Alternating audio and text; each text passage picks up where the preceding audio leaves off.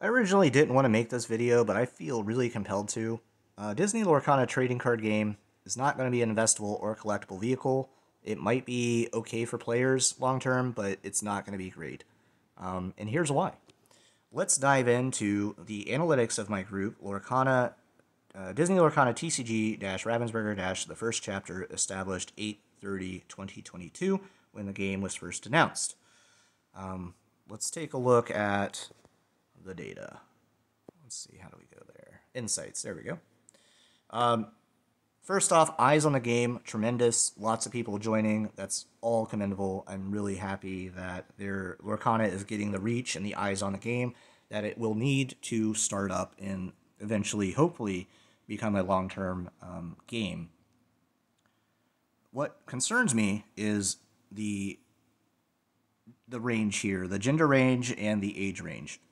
96.7% of men are interested in Disney Lorcana, and then the age range 13 to 17 not interested really at all. 18 to 24 we see a little bit of interest, but the interest generates from 25 to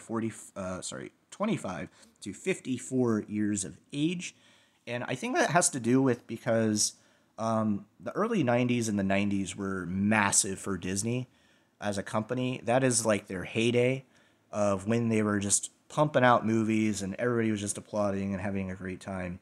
And the growth of Disney in Orlando, Florida, and all that jazz. A lot of people are nostalgic about that area, and then they get this type of product and hype for this product, and they want to come and take a look and see what's going on. And I feel like that's what's happening with Disney Lorcana. First off, right off the bat with their demographics. If they're trying to hit a younger demographic, it's not working. So if they are trying to hit kids with this game, it's not working. It's just not. That is what it is. I don't know why. Maybe it's just not cool enough for the kids, but it's just not hitting for them. It's hitting the nostalgia curve. Next up, I want to talk about this post here. This is actually a conversation taken off Twitter, and it's cause for severe concern if you're an investor or collector, and maybe even a player. Hi, are there going to be first edition boxes? Is there going to be a limited print run? Will you have a reserve list to maintain secondary market value? The main question here to look at is there a limited print run? Disney, Lorcana themselves, has said no with a smiley face, and they're smiling because they know that they're taking all of the opportunity that they're generating in the U.S. market and bringing it back to their table. They're bringing it back to Germany. It is not. They are going to leave zero money on the table for the U.S. market. Thanks for the reply. So are you guys going to try to replicate Pokemon, Magic, and release sets and retire cards? Or will there be a first chapter available from distribution for the entirety of the game? Sorry, I have lots of questions. I'm mainly looking to invest in sealed product. Disney Lorcana. Our planning is centered on making Disney Lorcana the best game it can be, and our production and reprinting decisions will be made accordingly. While we can't confirm anything now, we are considering all options and have already increased production of the first set. So they're saying, yep, we're not telling you nothing, and we're going to take all the money we can. We've increased production for the first set, so just know that you're not going to make any money, is essentially what they're saying. And this prompted me to write this post. I would like to see more conviction from Ravensburger and Lorcana on what they want to be when they grow up. They came out with a PR article saying that they're going to be like the next Magic the Gathering and stuff like that, and that is not possible. Magic the Gathering has Friday Night Magic locked down for 30 years. They're not getting knocked off that pedestal no matter what happens. I don't care how many poison pills Disney tries to throw at Magic the Gathering, it's not going to work. Magic the Gathering community is trying to poison pill itself for a long time, and it just won't go away. It is a well-designed game, whether a lot of people agree with that statement or not. Just overall, its expanse, its unlimited gameplay, not unlimited, but its gameplay options that are incalculable even to modern computers, Even modern computers can't calculate the best gameplay scenario. Like, you can ask ChatGPT or AI and they'll still spit out a deck, but it's not going to be the best. We've already seen that. We've tried seeing algorithmically generated and AI generated Magic the Gathering decks. We've already seen that. That's already a thing. People have tried it, and humans still make better decks. That's just how it is right now. It might change in the future as AI gets more advanced, but I digress there. If they're solely wanting to be a game, unlimited print runs, and essentially be like Munchkin, that's absolutely fine. I wish Lorcana, the board game community, and players the best. I really do. I really hope you enjoy playing a Munchkin-style Disney Ravensburger game. I'm really happy that you find value in a game and that you are able to enjoy it with your family, even if you might not play it that often. And I say might not play it that often because there is game design issues that have come up recently that people are spotting within the design of Disney Lorcana's gameplay that has really opened people's eyes to this might just be a cash grab TCG from Ravensburger. One of those reasons is there is no interaction with the opponent's side of the board when they're making their turn, so you can't stop their plans.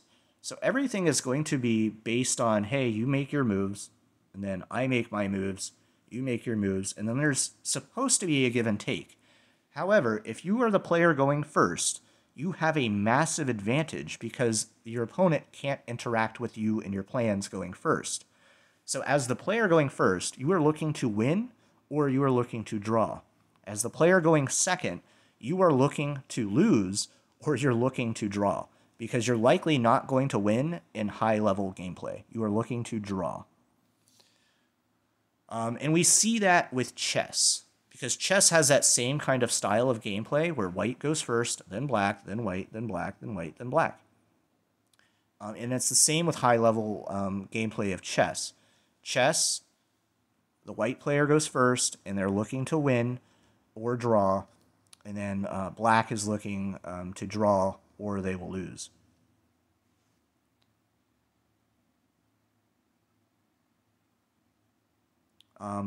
If you were looking for this to be a collectible investable asset, it's not.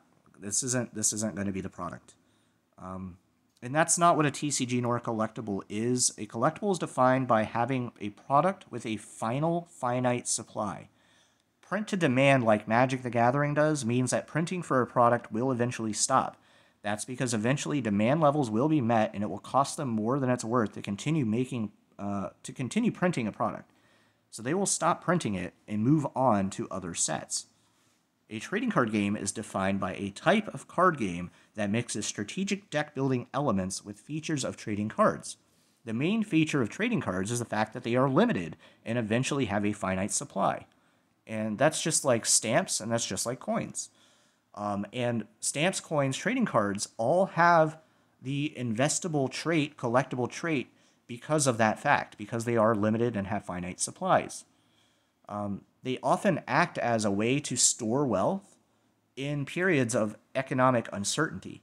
So when inflation occurs and the dollar is losing its value, it's better to put to buy product before that drop in the dollar value happens, and then invest in tangible assets or even just normal stock market. You can just buy stocks or bonds or whatever you would like as far as traditional investing goes. But with the unique trait that stamps,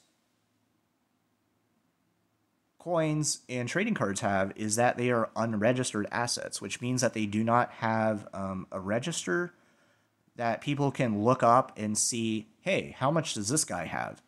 And that can lead to employees giving out information to people who are bad actors or have nefarious motives. They could show up in a van one day and just rob your house of all your registered goods. And, we don't see that typically, but it could happen during economic instability. And we saw that during the pandemic, as we saw a lot of economic instability, and a lot of masses were fearful and had riots and everything else in between.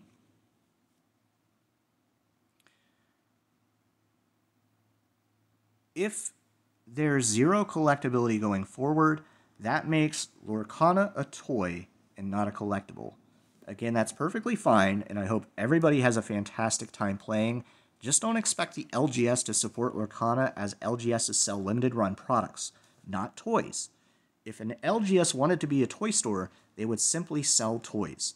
There's limited shelf space at the LGS, and if it's not bringing in money, they will drop it as fast as it sprung up.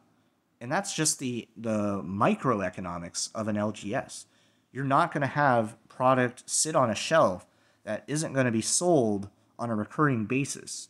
You're going to want to reserve that space for games that have proven themselves in time, or even new games that do have a commitment to the LGS, to collectability, to investability. I mean, even Lego, a family product, recognizes the importance of collectability. They have finite print runs for all of their Lego products. Now, in closing, Lorcana's stance, as I've seen them make over the last few months, is players, collectors, and investors are kind of getting the shaft. Players, maybe not so much, because of the way that Ravensburger is committed to having a low-cost product by printing more and more and more and more and more and more indefinitely. But also players are getting the shaft there because of there not being unique gameplay, because the games can have runaway scenarios, because the game isn't quite balanced from what we've seen so far.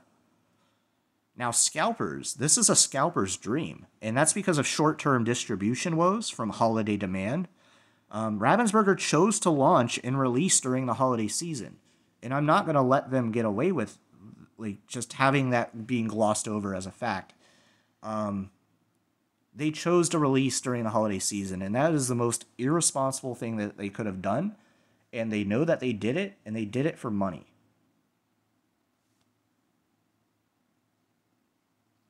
Can Lorcana pivot later?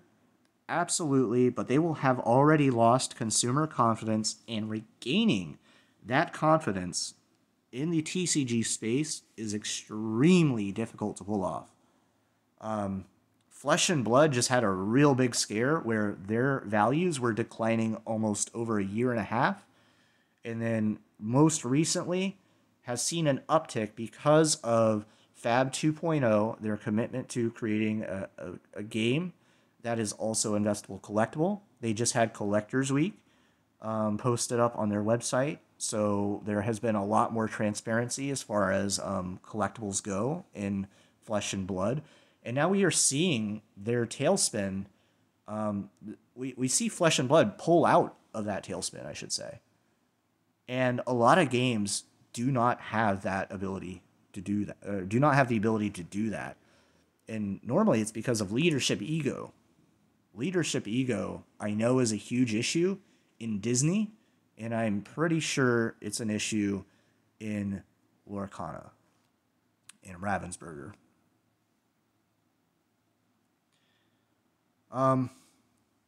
In closing, I want to end this video here. I just want everybody to have fun. I mean, this is all cardboard. It's all games.